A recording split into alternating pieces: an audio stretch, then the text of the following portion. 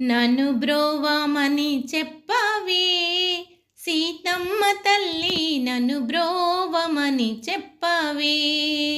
నన్ను బ్రోవమని చెప్పు నారీ శిరోమణి, జనకుని కూతురా జననీ జానకమ్మ. నన్ను బ్రోవమని చెప్పవే సీతమ్మ తల్లి, నన్ను బ్రోవమని చెప్పవే. లోకాంతరంగుడు శ్రీకాంత నిను గూడి, ఏకాంతమున ఏకాశయ్యానున్న వేళ, నన్ను బ్రోవమని చెప్పవే సీతమ్మ తల్లి, నన్ను బ్రోవమని చెప్పవే.